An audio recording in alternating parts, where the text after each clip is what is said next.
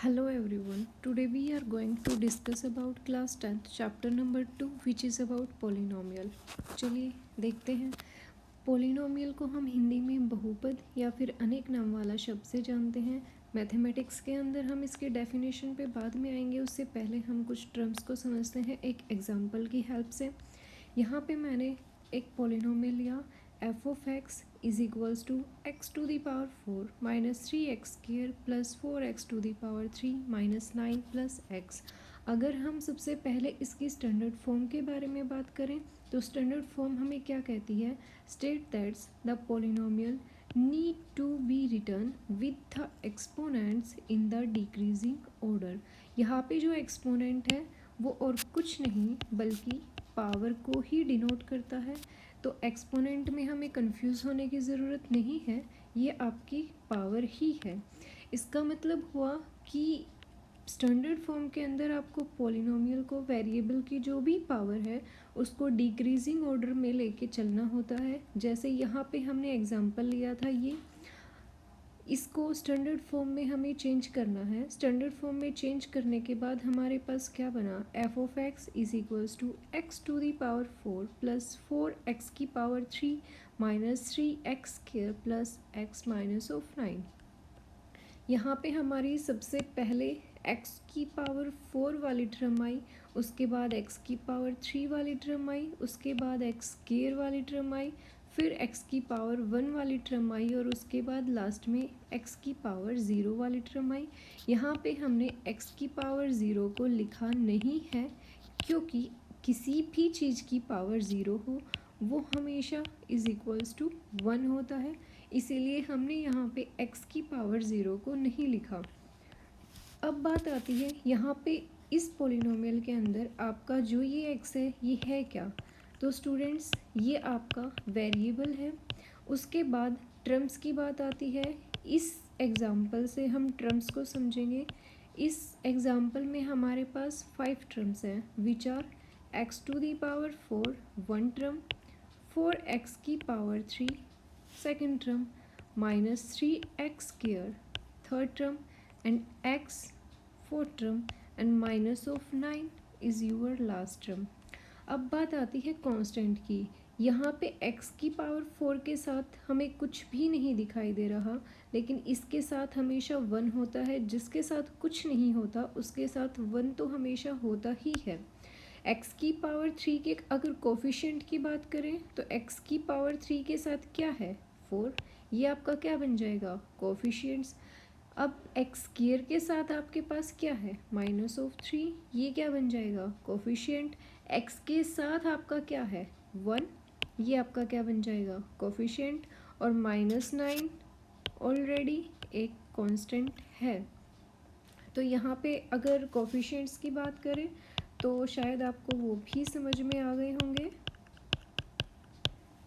4 minus 3 variables के साथ जो भी आपका कांस्टेंट टर्म होती है वो कोफिशिएंट बोले जाते हैं। अब बात आती है डिग्री की। डिग्री है क्या, it is the value of the largest exponent. यहाँ पे एक्सपोनेंट फिर से आता है तो एक्सपोनेंट में कंफ्यूज होने की ज़रूरत नहीं है, ये पावर ही है in the polynomial. It is the value of the largest exponent in the polynomial. जैसे यहाँ पे मैंने कुछ एग्जांपल्स लिए, f x is equals to x to the power 3 minus 4x square minus of 1। यहाँ पे इस पोलिनोमियल के अंदर हमारे वेरिएबल की सबसे हाईएस्ट वैल्यू या फिर सबसे हाईएस्ट पावर क्या है, 3। तो इसका मतलब इस पोलिनोमियल की जो हमारे पास डिग्री बनेगी वो क्या बनेगी, 3 बनेगी। नेक्स्ट जो एग्जांपल मैंने लिया वो आपके पास है F x is equals to X की power 5 minus 4x to the power 4 plus 3x की power 3 plus 2x square plus 9। अब यहाँ पे अगर हम डिग्री की बात करें तो आपको वेरिएबल की सबसे हाईएस्ट पावर देखनी है। इस पूरे कंप्लीट पोलिनोमियल के अंदर आपके पास जो वेरिएबल की हाईएस्ट पावर है वो क्या है, 5। तो इसका मतलब इसकी डिग्री कितनी बनी, 5 बनी। चलिए अब हम एक बार पोलिनोमियल की डेफिनेशन के ऊपर चलते हैं। एन एक्सप्रेशन ऑफ वन और मोर algebraic terms, especially the sum of several terms that contain different power of the same variable. ये जैसे यहाँ पे हमने ये पोलिनोमियल लिया, इस कंप्लीट पोलिनोमियल के अंदर हम सिर्फ एक ही वेरिएबल पे काम कर रहे हैं विच इज़ x। तो डेफिनेशन भी आपको क्लियर हो चुकी होगी। And these are terms which are algebraic terms, जो कि आपके डेफिनेशन में बताई गई है। अब बात आती है टाइप्स ऑफ पोलिनोमियल की। टाइप्स ऑफ पोलिनोमियल, पोलिनोमियल को टू बेसिस पे डिवाइड किया गया है, on the basis of degree and on the basis of terms. अब यहाँ पे डिग्री के बेसिस पे बात करें तो डिग्री के बेसिस पे हमें अपने सिलेबस के अकॉर्डिंग सिर्फ 5 प्रकार के पोलिनोमियल्स को रीड करना है। First one is constant polynomial, second one is linear, third one is quadratic, fourth one is cubic and the fifth one is by quadratic polynomial. Degree के बेसिस पे हमें इन 5 प्रकार के पोलिनोमियल्स को रीड करना है और समझना है। टर्म्स के बेसिस पे हमें 3 प्रकार के पोलिनोमियल्स को रीड करना है, which are first one is monomial, second one is binomial and third one is trinomial. अब डिग्री के बेसिस पे सबसे पहले हम पोलिनोमियल्स को डिफाइन करते हैं। First one is constant polynomial whose degree is zero, मतलब वो पोलिनोमियल जिसमें हाईएस्ट पावर जो वेरिएबल की है वो आपके पास क्या हो, ज़ीरो हो। जैसे f of x is equals to 1, f of x is equals to 9, f of x is equals to 50। आप कुछ भी ले सकते हैं, कांस्टेंट टर्म आपके पास F x is equals to कोई भी कांस्टेंट हो तो वो हमेशा आपका कांस्टेंट पोलिनोमियल बनेगा।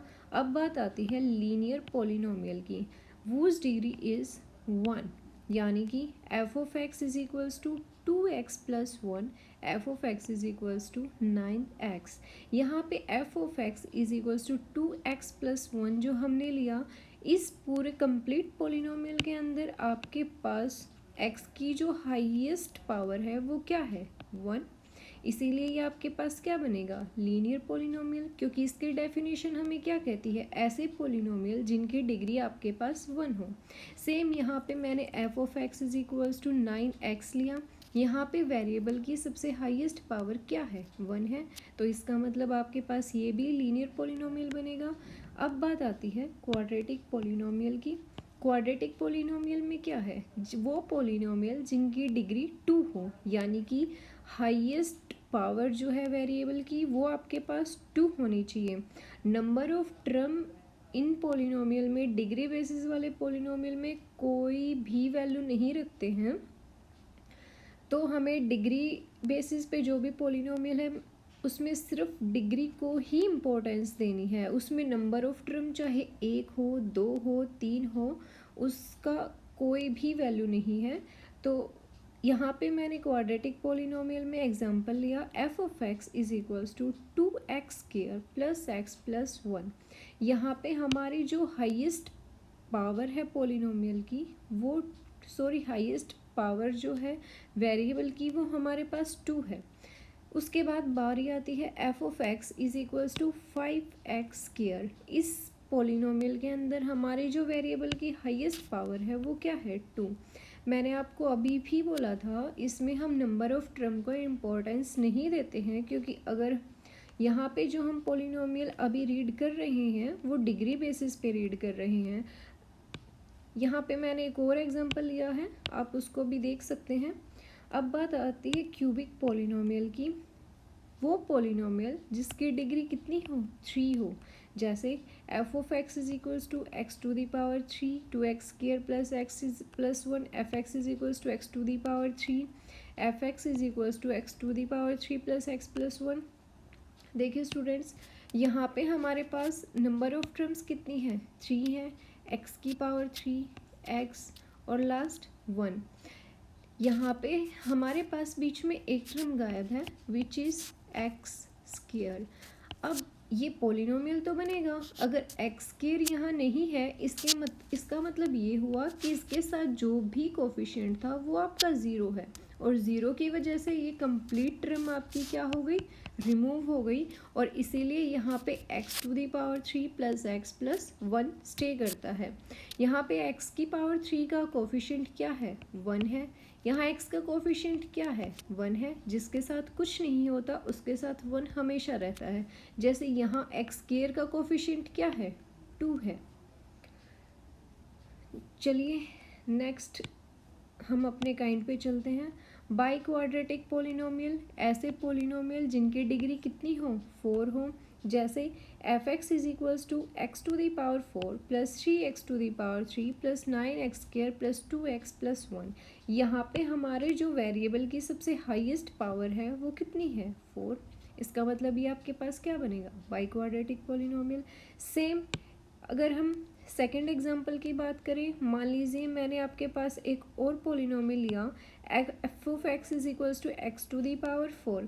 यहाँ पे हमारी डिग्री कितनी है, 4 है। इसका मतलब ये बाई क्वाड्रेटिक पोलिनोमियल बनेगा।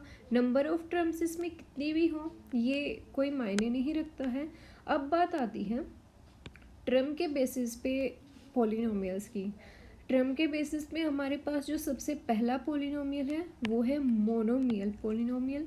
अब मोनोमियल होता क्या है, वो पोलिनोमियल जो कंटेन करे केवल एक term, the polynomial which contains only one term.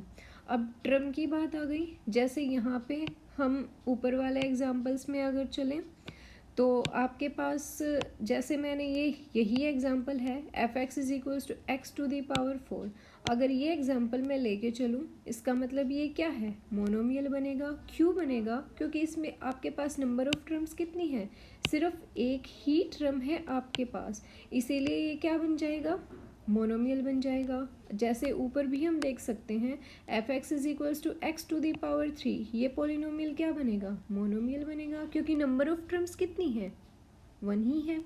जैसे f x is equals to x to the power 3 plus 2 हमने लिया, लेकिन ये मोनोमियल नहीं बनेगा क्योंकि इसमें आपके पास नंबर ऑफ टर्म्स कितनी है, 2 है। 1 is x to the power 3 and second 1 is 2। तो आई थिंक आपको समझ में आ गया होगा। अब बात आती है बाइनोमियल की, वो पोलिनोमियल जो कंटेन करे 2 टर्म्स को। जैसे ऊपर वाले एग्जाम्पल से ही हम चलते हैं।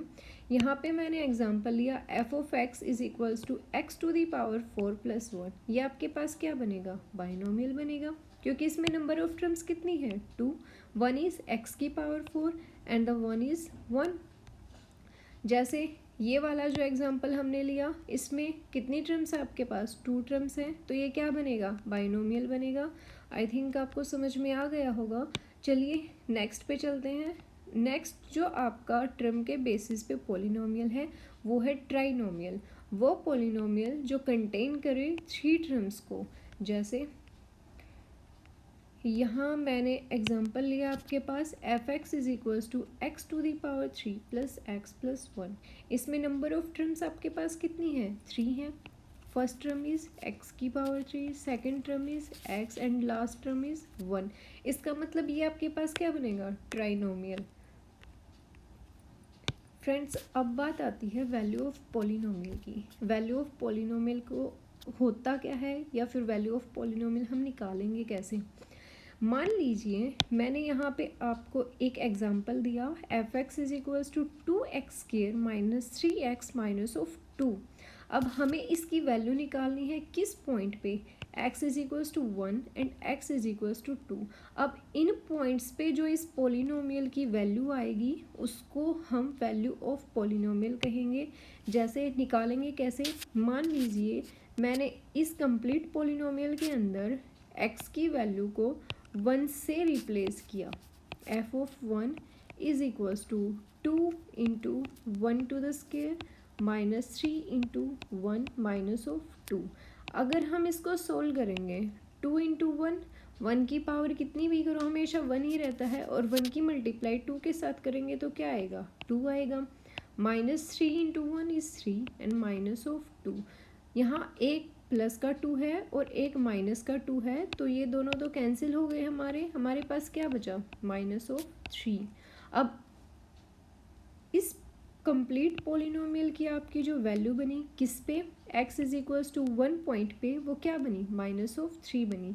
तो ये आपकी क्या हो गई, वैल्यू हो गई किस पोलिनोमियल की, इस कंप्लीट पोलिनोमियल की किस पॉइंट पे, x is equals to 1 point पे। तो अब बात आती है ज़ीरो ऑफ ए पोलिनोमियल। होता क्या है, a real number alpha is a zero of a polynomial f x if f of alpha is equals to zero. तो स्टूडेंट पहली बात तो ये कि यहाँ पे आपको जो ये इफ़ दिखाई दे रहा है इसका मीनिंग आपको पता होना चाहिए। इसका मीनिंग ये है, जब IFF आपको लिखा हुआ मिले, इसका मतलब ये है कि आप इस टर्म को, इस स्टेटमेंट को कैसे भी समझ लो। जैसे एक अगर कोई रियल नंबर अल्फ़ा ज़ीरो बनेगा किसी भी पोलिनोमियल एफ एक्स का, कब, जब उस पोलिनोमियल के अंदर हम उस वैल्यू अल्फ़ा को पुट करें और वो हमें ज़ीरो वैल्यू दे दे, तो वो अल्फ़ा उस पोलिनोमियल की ज़ीरो बन जाएगा। दूसरी बात क्या है, इस इफ़ की वजह से अगर आपके पोलिनोमियल की वैल्यू कोई भी रियल नंबर पुट करने से ज़ीरो आती है, तो वो नंबर जो अल्फ़ा है वो आपकी ज़ीरो बनेगा। जैसे यहाँ मैंने एक एग्जांपल लिया, F of x is equals to X की power 3 minus 6x² plus 11x minus of 6। अब यहाँ पे मैंने वैल्यूज़ पुट करना स्टार्ट किया। मान लीजिए मैंने यहाँ 1 वैल्यू पुट की और 1 पुट करने के बाद हम देखते हैं कि हमारे पास क्या आया, 1 की power 3 minus 6 into 1² plus 11 into 1 minus of 6 is equals to 1 minus 6 plus 11 minus 6, 11 और 1 कितने हो जाएंगे, 12 माइनस ऑफ 12, 12 से 12 कैंसिल इज़ ज़ीरो।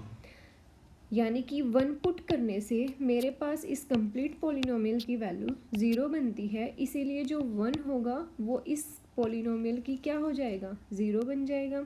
सेम हम पुट करके देखते हैं 2।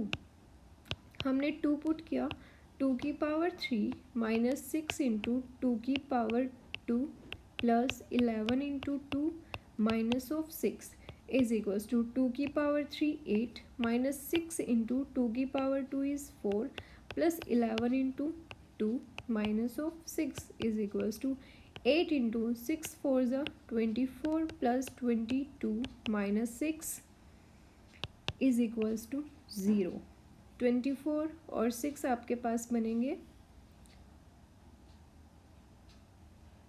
और 8 प्लस 22, ये कंप्लीट टर्म आपकी ज़ीरो हो जाएगी। एफ ऑफ 3, मान लीजिए अब हम इस पोलिनोमियल के अंदर 3 पुट करते हैं, which is equals to 3 to the power 3 minus 6 into 3² plus 11 into 3 minus of 6। जब आप इसे सोल्व करेंगे तो आपके पास जो वैल्यू बनेगी वो भी ज़ीरो बनेगी। इसका मतलब जब हमने 1 पुट किया इस पोलिनोमियल में तो भी ज़ीरो बना, 2 किया तो भी ज़ीरो बना, 3 पुट किया तो भी ज़ीरो बना।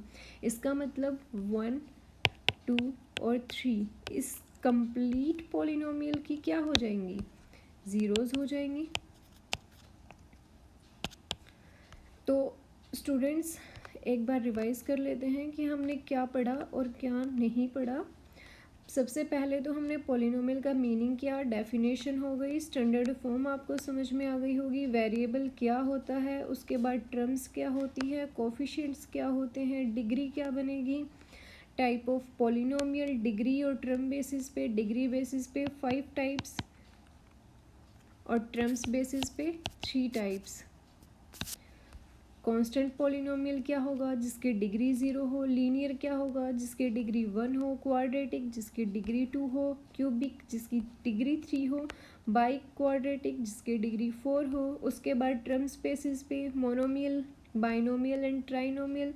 मोनोमियल जिसके अंदर एक ही टर्म हो, बाइनोमियल जिसके अंदर 2 टर्म हो, ट्राइनोमियल जिसके अंदर 3 टर्म हो। वैल्यू ऑफ पॉलिनोमियल भी हमने कर लिया, एग्जाम्पल की हेल्प से भी हमने कर लिया, ज़ीरो ऑफ पॉलिनोमियल भी हमने रीड कर लिया।